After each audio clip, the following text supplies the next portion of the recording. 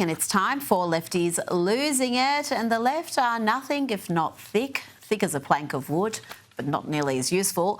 Let's hear from this Liberal woman who seems to think that if you have a credit facility, be it a credit card or mortgage, then you are essentially on welfare. Get ready to be assailed by stupid. If you have a credit card and you hate people who ask for handouts, you are a person asking for a handout. A credit card is somebody else's money. So for all you right-wingers who are all, oh, stop giving people handouts. If you have a credit card, you're a hypocrite. Yeah. Oh, she got us there. How can we ever respond to that razor-sharp analysis except to say that unlike a handout, you have to pay back the credit card with interest if you don't pay it back in full by the due date. So not at all like a handout, but our genius financial advisor was not done yet. She has more analogies. Did you buy your house flat out? Did you write a check for the full amount for your house's value? No, you did not. You got a loan. You asked for a handout because you couldn't afford a house. The credit system is a handout. And the fact that most of you can't see this. Go back to school. Yeah, folks, go back to school. Then you can be so spectacularly stupid that you think it's a good idea to showcase your ignorance on the internet. Now let's check in with Dylan Mulvaney, the Bud Light destroyer who mocks girlhood for a living. He's gone from posting content like this. Excuse me, where's the women's restroom? Sorry, ma'am, you're not allowed into the women's restroom. Well, I guess I'll just piss on the floor. Piss on the floor. Piss on the floor. Piss on the floor. I'm pulling my panties down like a hoe, cause I'm about to piss on the floor. Charming. Yep, he's gone from posting content like that to dressing up like this. Dylan's got sick of dressing up in girl phase. He's now posting stuff dressed like a man.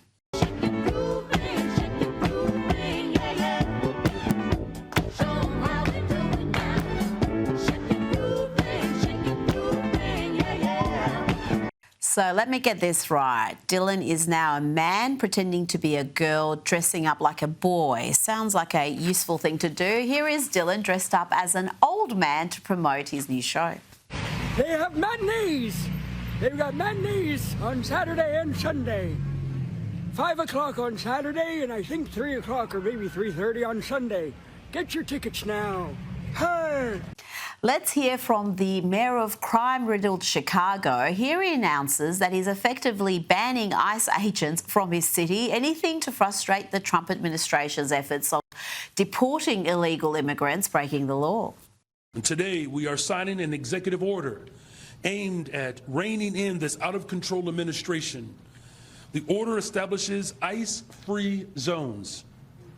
That means that city property and unwilling private businesses will no longer serve as staging grounds for these raids. The Democrats certainly seem to have a permissive attitude when it comes to criminals, and it's not restricted to illegal immigrants. Listen to Seattle Mayor Bruce Harrell, who thinks criminals don't belong in jail. They deserve understanding. The criminal system has had a disparate impact on black and brown communities. Let me lead with that. So when this person is committing 6 or 7 crimes, I don't know his or her story. Maybe they were abused as a child. Maybe they're hungry.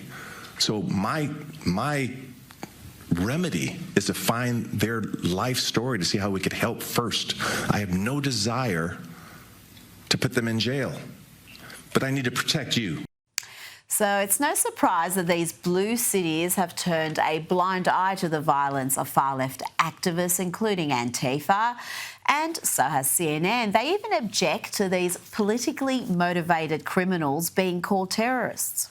You keep calling them terrorists, but isn't that hyperbolic to call them terrorists? What is? If anything, I'm understating the severity of the situation. What issue was more central in 2024 than turning back the border invasion? And since the day we came in, ICE officers have been subjected to a nonstop campaign of physical violence and harassment. every single day. And Stephen Miller was not done yet. Watch as he schools the CNN anchor who thought he had a gotcha moment. Democratic president someday calls the National Guard to a red state over what they see as open rebellion, but is what amounts to a demonstration that gets rowdy. I mean, is that not a fear? And they're posting yours? pictures of their kids because it's a demonstration, and they have a sniper on top of a building firing a high-caliber rifle at a nice facility because it's a demonstration, and they are engaged in vehicle ramming But the National Guard isn't being sent to Texas. because it's a The National Guard demonstration. isn't being sent to Dallas, where that sniper was. Because the Dallas Police Department and the governor of Texas, well, you walked right into that one, have responded to every call for assistance and help. They gave a stand-down order in Chicago, and they gave a stand-down order in Portland. Do you realize that there's 11,000 federal law enforcement officers in Oregon? That's larger than the size of the FBI. Local and state police are resourced to deal with this kind of riotous assembly, but they have refused. They've been given a stand-down order. And the dumb questions from CNN weren't just about Antifa. Listen to this. Is it the case that, as Pritzker frames it, you are profiling brown people, that this immigration crackdown is designed to go after people of color?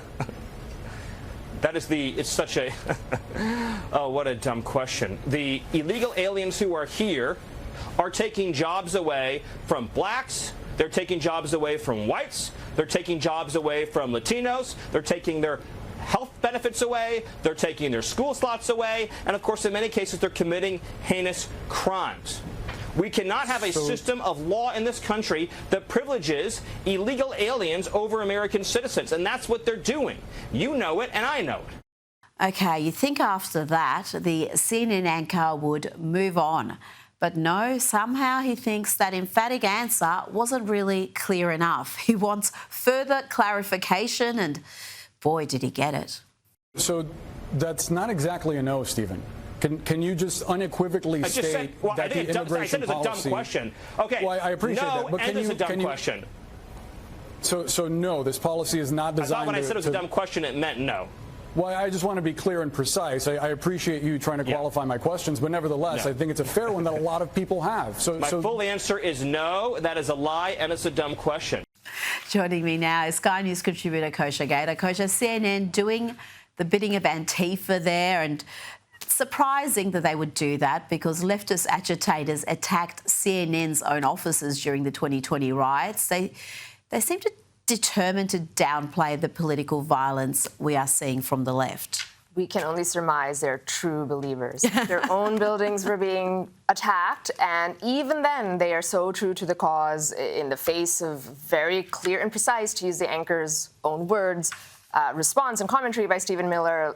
He's like, I just want to be precise. Are you going after black and brown people? It's again, sort of like they just have this very limited barrel of cards or words that they play, and race is one, and skin color is one, and there's a couple others, and they just keep going back to that. They're not able, they need more range. They should broaden the way they interview people. I mean, you only have to look at Antifa's antics to see how violent, how lawless this group is. And yet you've got CNN saying, oh, no, it's hyperbole to describe them as domestic terrorists. It's politically motivated violence. It's pretty much the definition of terrorism. It is. And there is really this continuum between things that we've seen, way back from the Steve Scalise shooting, Trump twice, the supporter, Corey Kempter, died, of course, at that shooting. There were two other people who were shot and recovered, Charlie Kirk, Justice Kavanaugh, the attempted assassination, and Antifa, and the attacks on ICE. It is all related, and they try to kind of frame it as these are all isolated events and don't patch them together into some sort of pattern. But as you say, it is a pattern. It's becoming more and more clear that it's coming from only one side. The bullets are flying in only one direction, and I think it's going to get harder and harder for them. And they seize upon some activist research that has been fully debunked as, oh, no, this is a both sides issue. In fact, the right wing is worse, but the figures just don't bear that out. Now, this week, the President and the Secretary of War, Pete Hegseth, attended the US Navy's 250th birthday celebrations. Both gave rousing speeches, but I think First Lady Melania was the crowd favourite.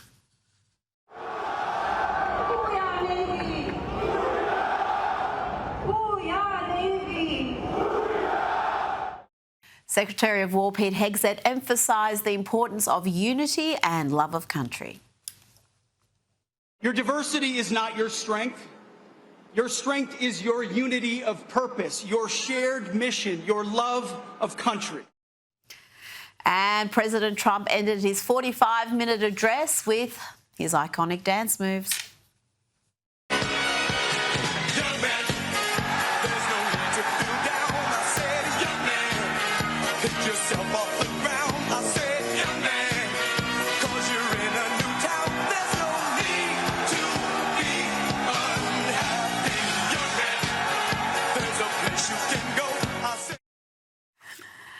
Kosha, the armed forces, the Navy, are seeing healthy recruitment numbers. It's a change from what we've seen in recent years under the Biden administration. And I looked up the data on the voting patterns of military personnel, and 2 in 3 veterans voted for Trump in 2024, according to the Washington Post.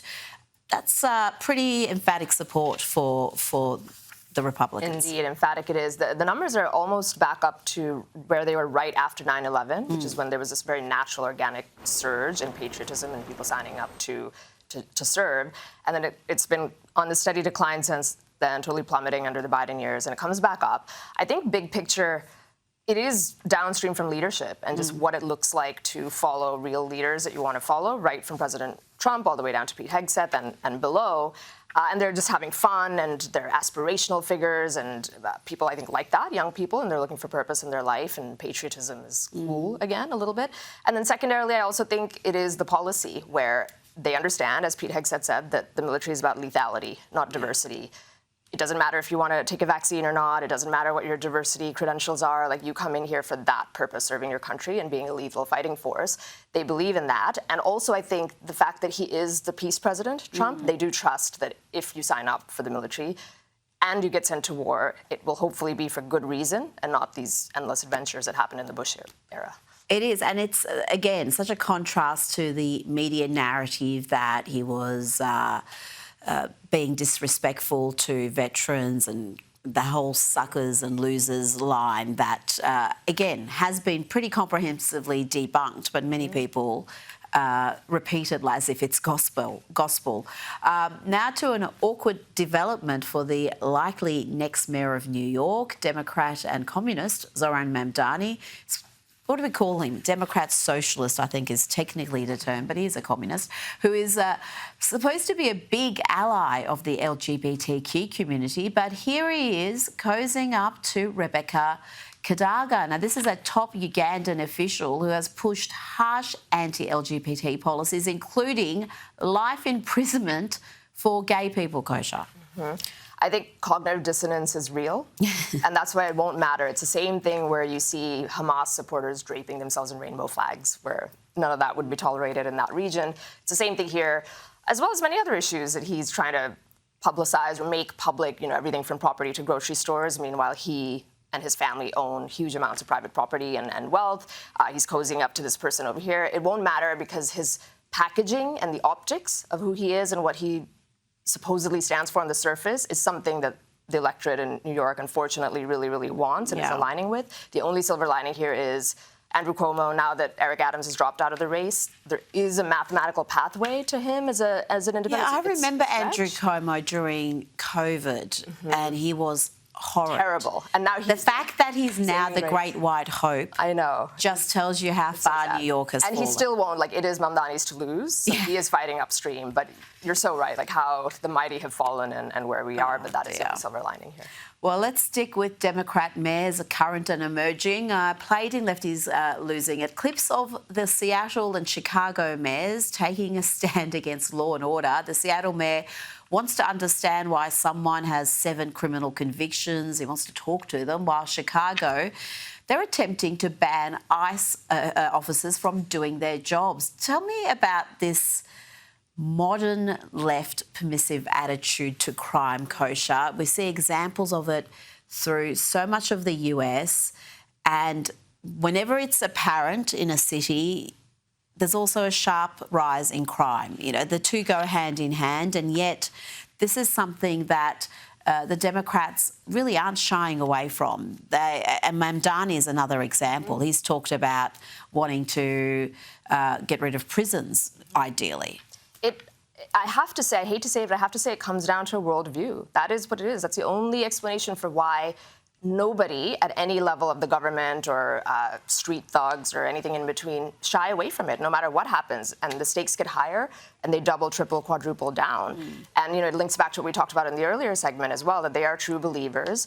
And it's everything from funding and that sort of apparatus, which Stephen Miller and others are talking about increasingly, to elected officials like the mayors is completely doubling down, to the soft on crime DAs and policies that they've pushed to decriminalize things that used to be felonies or now misdemeanors, so you're sort of encouraging it, and then just the denial by the media. And you put all of that together in this cauldron, and that is what you get. Yeah. The only saving grace, again, is I think the mask is off for a lot of people, and the normies, as we say, the ones who don't follow news or pay attention to stuff, are now, I think, paying attention a little bit, but I hope it's not too little too late. And if you don't make arrests, if you give orders to overlook certain offences, then you can really manipulate the crime stats as well. And again, we've seen that happen, which confuses the issue even more. And California is often at the forefront of these soft on crime policies. Let's have a look at this astonishing footage of a mob of masked thieves ransacking a jewellery store in San Francisco. Kosha, property crime is higher in San Francisco than the national average, despite the many programs that they run for disadvantaged people to supposedly stop this sort of thing from happening. And you look at the data and it just gets worse and worse. So that place, California, beautiful, shining city on a hill. It's been running in massive debts and deficits forevermore because of these programs. And then simultaneously crime goes up. A picture is worth 1,000 words. So I think the more those clips and videos come out on one hand, and then you have El Salvador on the other hand, we can see the contrast. Everybody knows what needs to get done. And the question is there the political will to do it? Now, before you go, a Fox News exclusive, they report former special counsel Jack Smith was allegedly tracking the private communications and phone calls of nearly a dozen Republican senators as part of his January 6 investigation or witch hunt, however you want to look at it. Some of these senators include Lindsey Graham of South Carolina, Marsha Blackburn of Tennessee, Ron Johnson of Wisconsin, Josh Hawley of Missouri, Mike Kelly of Pennsylvania, and several others. FBI Deputy Director Dan Bongino has briefed lawmakers on the discovery of Smith's surveillance. Let's hear from Marsha Blackburn. She spoke about what the FBI was up to. And now we find out that after the Mar-a-Lago raid, after the indictment of President Trump, they surveil us, people who support President Trump, members who are all Republicans. But it shows you how out of control and rotten to the core and politicized the FBI had become, and how they had absolutely no problem at all whatsoever with political weaponization. Politicised and rotten to the core. Strong words there from the Tennessee senator. Indeed, the scale and scope of the scandal, because that's really what it is, the lawfare scandal broadly against Trump, his top aides, his supporters, and now even just lawmakers who happen to be Republican or notionally support Trump. A lot of the people on that list aren't even diehard types, as we know, but they are Republicans. It just keeps getting worse and worse. The other side of the story, though, here, I think that's getting a lot of people angry is the difference in how both sides wield power. So those were strong words, but all we seem to get from the Republicans are words. They were in charge of Congress when Jack Smith's investigation that undergirded this scandal broke. They had the power of the purse to defund that. They had other things that they could do or can still do, and they just seem to always be writing these strongly worded letters, issuing words, saying things like, let's get to the bottom of it, meanwhile the clock is ticking. And that is something that's getting a lot of people very angry, but there's a little bit of hope that maybe this time is different and you will start to see indictments. Saw a little bit with James Comey, but hopefully there are others coming down the pipe. Absolutely. It's time for accountability, because I think faith in these institutions is just going to keep decreasing until there is some accountability. Kosha Gator, thank you so much. Thank you.